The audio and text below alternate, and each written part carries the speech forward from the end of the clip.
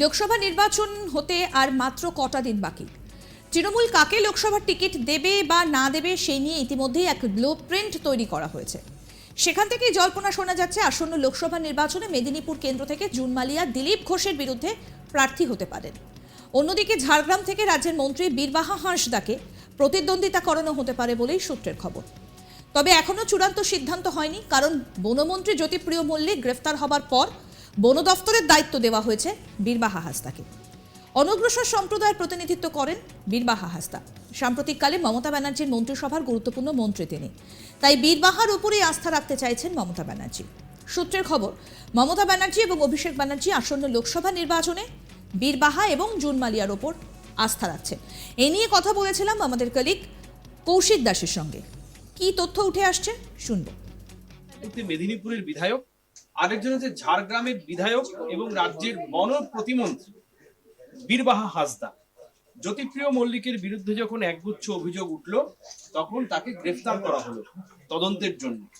ঠিক সেই সময় বীরবাহা হাঁসদাকে মমতা বন্দ্যোপাধ্যায় বন দপ্তরের স্বাধীন দায়িত্বপ্রাপ্ত প্রতিমন্ত্রী করলেন এবং তিনি দায়িত্ব নিয়ে সফলতার সঙ্গে কাজ করছেন। আর বীরবাহা হাঁসদার একটা ব্যাকগ্রাউন্ড রয়েছে, সে কিন্তু রাজ্যের, তার মা ছিল চুনিবালা হাঁসদা, তিনি হাঁসদা সম্প্রদায়ের মানে পিছিয়ে পড়া সম্প্রদায়ের একটা প্রতিনিধিত্ব করছেন। বীরবাহা হাঁসদা তিনিও যথেষ্ট মানে সফলতার সঙ্গে কাজ করছেন। কঠিন পরিস্থিতি থেকে তৃণমূল কংগ্রেসকে পরিত্রাণ দিয়েছেন জুন মালিয়া। যখন বাঁকুড়া থেকে সায়ন্তিকা হেরে যাচ্ছে, আসানসোল থেকে সায়নী হেরে যাচ্ছে, ঠিক সেই সময় বাঁকুড়াতে জুন মালিয়াই কিন্তু তৃণমূলের হালে পানি এনে দিলেন। কারণ সেই সময় মানুষ বলছিল মেদিনীপুর থেকে জুন মালিয়া নাও জিততে পারে। এমন একটা পরিস্থিতি হয়েছিল, জুন মালিয়ার 21 সালে তৃণমূল কংগ্রেসকে কিছু আসন পাইয়ে দিল। ঠিক সেখান থেকেই, এবং জুন মালিয়া বড় পর্দা ছোট পর্দার নায়িকা, যেটা গ্রামের মানুষের মধ্যে এখনো একটা টান রয়েছে যে যাকে আমরা বড় পর্দা দেখি সামনে এসে দাঁড়াচ্ছে, কথা বলছে। ঠিক সেখান থেকে কিন্তু লোকসভা নির্বাচনে মেদিনীপুর লোকসভা কেন্দ্রে দিলীপ ঘোষের বিরুদ্ধে জুন মালিয়াকে প্রার্থী করা হতে পারে তৃণমূল কংগ্রেসের পক্ষ থেকে বলে আমরা জানতে পারছি। পাশাপাশি ঝাড়গ্রাম থেকে বীরবাহা হাঁসদাকে লোকসভায় পাঠানো হতে পারে। তোমাকে একটা ছোট্ট ঘটনা বলি, যেটা খুব প্রাসঙ্গিক এই মুহূর্তে বলা। আমার মনে আছে 2019 সালে যখন লোকসভা নির্বাচন হয়, তখন সুব্রত মুখোপাধ্যায়, রাজ্যের পঞ্চায়েত মন্ত্রী সুব্রত মুখোপাধ্যায়কে লোকসভায় বাঁকুড়াতে দাঁড় করানো হবে বলে মমতা বন্দ্যোপাধ্যায় সিদ্ধান্ত নিলেন। কারণ সুব্রত মুখোপাধ্যায় দিকপাল, মানে সংসদীয় রীতিনীতি থেকে শুরু করে একদম পোড় খাওয়া রাজনীতিবিদ। সেই সিদ্ধার্থ শঙ্কর রায়ের মন্ত্রিসভার শুনেছি, যেটা সিদ্ধার্থ শঙ্কর রায়ের মন্ত্রিসভার সব থেকে কনিষ্ঠতম মন্ত্রী ছিলেন সুব্রত মুখোপাধ্যায়। সুব্রত মুখোপাধ্যায় দুধে রাজনীতিবিদ, তার মধ্যে অগাধ পাণ্ডিত্য রাজনীতি সংক্রান্ত। দক্ষিণপন্থী রাজনৈতিক দলের একটা স্থপতি, কংগ্রেসের তিনি সভাপতি হয়েছিলেন কিছুদিনের জন্য। সেখান থেকে মমতা বন্দ্যোপাধ্যায়ের সঙ্গে তৃণমূল কংগ্রেসের প্রতিষ্ঠাতা সম্পাদক প্রথম দিন থেকে তিনি ছিলেন। সেই সুব্রত মুখোপাধ্যায়কে মমতা বন্দ্যোপাধ্যায় মনে করলেন যে বাঁকুড়া থেকে প্রার্থী করবেন। অথচ তার আগে মমতা বন্দ্যোপাধ্যায় সিদ্ধান্ত নিয়েছিলেন যে একজন মানুষকে একটাই দায়িত্ব দেওয়া হবে। সুব্রত মুখোপাধ্যায় পঞ্চায়েতের দায়িত্ব সামলাচ্ছেন, আবার বাঁকুড়া থেকেও প্রার্থী হবেন। সুব্রত মুখোপাধ্যায় তখন আমাদের এই চত্বরের একটি বেসরকারি হাসপাতালে ভর্তি ছিলেন, খুব অসুস্থ, তখন প্রচন্ড শ্বাসকষ্ট। রাতারাতি সুব্রত মুখোপাধ্যায়ের কাছে মমতা বন্দ্যোপাধ্যায় লোক পাঠালেন একজনকে, যে সুব্রতদাকে গিয়ে প্রস্তাবটা দেওয়া হোক, তাকে বাঁকুড়া থেকে তৃণমূল কংগ্রেস 2019 সালে লোকসভা নির্বাচনে প্রার্থী করতে চায়। সুব্রত মুখোপাধ্যায় ওই অবস্থায় কিন্তু মানে ওই অসুস্থ অবস্থার মধ্যে যথেষ্ট সাড়া দিলেন, এবং তার খুব ইচ্ছে ছিল দিল্লির সংসদে গিয়ে দিল্লির রাজনীতি করা। তিনি যদি বাঁকুড়া থেকে জয়ী হতেন, তাহলে তিনি সেই সময় যেতে পারতেন। কালের নিয়মে সুব্রত মুখার্জি আজ আমাদের মধ্যে নেই, তিনি প্রয়াত হয়েছেন। কিন্তু মমতা বন্দ্যোপাধ্যায়ের আবার এই ইচ্ছে হয়েছে যে আমরা এমন কাউকে পাঠাবো যিনি প্রত্যন্ত গ্রামের বিধানসভা কেন্দ্র থেকে প্রতিদ্বন্দ্বিতা করছে। কারণ তোমার মনে রাখতে হবে, সেই সময় সুব্রত মুখোপাধ্যায়কে বাঁকুড়া থেকে দেওয়া হয়েছিল, সুব্রত মুখোপাধ্যায় হেরে গিয়েছিলেন। এবং এখন যেটা করা হচ্ছে, সেটা এই ঝাড়গ্রাম এবং মেদিনীপুর, এই দুটো লোকসভা আসনে কিন্তু মমতা বন্দ্যোপাধ্যায় একদম স্থির করে দিয়েছেন যে এই দুজনকে দাঁড়ানোর জন্য তারা ভাবনা চিন্তা করছেন।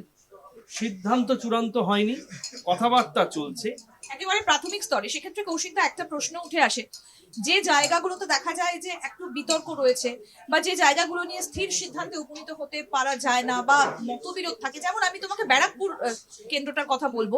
তুমি বিধানসভা ভোটের যখন সেখানে তুমি উদাহরণ টানছিলে, সেখানে আমরা দেখলাম যে রাজ চক্রবর্তীকে দাঁড় করিয়ে দেওয়া হয়েছিল, কারণ সেখানে কে প্রার্থী হবেন, কাকে ভোট দিয়ে লোকজন জেতাবে, কারণ আমরা জানি যে একদিকে অর্জুন সিং, অন্যদিকে শিলভদ্র দত্ত, একটা বিতর্ক সেখানে সৃষ্টি হয়েছিল। তো এই জায়গায় দাঁড়িয়ে মেদিনীপুর কেন্দ্রে জুন মালিয়াকে বেছে নেওয়া, যেটা শোনা যাচ্ছে এখনো পর্যন্ত নিশ্চিত নয়, কিংবা বীরবাহা হাসদা, তাদেরকে ট্রাম্প কার্ড হিসেবে যদি ব্যবহার করা হয়, মূলত কি কি কারণগুলো উঠে আসতে পারে, প্রেক্ষিতটা যদি বলো।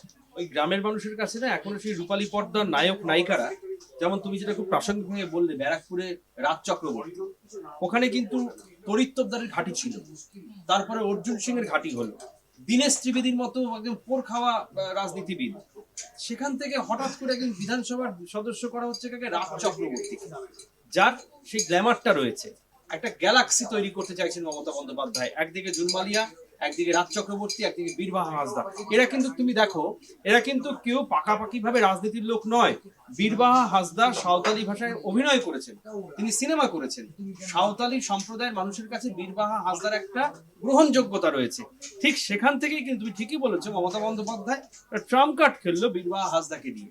কারণ তুমি জানো, হাসদা পরিবার, হাসদা সম্প্রদায়, চুনিবালা হাসদা তার মা সেই সময় বিধায়ক ছিল। এই বেলপাহাড়ি, ঝাড়গ্রাম, বেলিয়াতোর যে অঞ্চলটা মাওবাদী অধ্যুষিত, এখনো পর্যন্ত সম্পূর্ণভাবে বিভিন্ন সরকারি পরিষেবা পৌঁছচ্ছে না, রাস্তাঘাট অনুন্নত, পানীয় জল পাওয়া যাচ্ছে না, ঠিক সেখান থেকে কিন্তু লোকসভায় জিতিয়ে এনেছে তৃণমূল কংগ্রেসকে মূলত বীরবাহা হাসদা। সেই ঝাড়গ্রামে প্রার্থী করা হচ্ছে বীরবাহা হাসদাকে। কি কারণে? যেহেতু সাঁওতাল সম্প্রদায়ের মধ্যে যে সিনেমাগুলো হয়, সেখানে কিন্তু জনপ্রিয় নায়িকা বীরবাহা হাসদা। এইটাকে মাথায় রেখে মমতা বন্দ্যোপাধ্যায় বীরবাহা হাসদাকে টিকিট দিতে পারেন, এখনো সিদ্ধান্ত চূড়ান্ত হয়নি, টিকিট দিতে পারেন বলে শোনা যাচ্ছে। যেহেতু সাঁওতালি বিভিন্ন সিনেমায় অভিনয় করেছেন রাজ্যের মন্ত্রী বীরবাহা হাসদা, আর ঠিক ঝাড়গ্রাম ওই চত্বরে এই মুহূর্তে শেষ ইলেকশন কমিশনের যে সমীক্ষা, তাতে বেরিয়েছিল 67.25% সাঁওতাল সম্প্রদায়ের বসবাস। এই 67.25% সাঁওতালি সম্প্রদায়ের মধ্যে সম্পূর্ণভাবে বীরবাহা হাসদার যে অভিনয়, তারা তাদের মধ্যে প্রভাব ফেলেছে, ইমেজ সেখান থেকে দাঁড় করানো হয়েছে। এবারে আমরা চলে আসি একদম জুন মালিয়ার দিকে।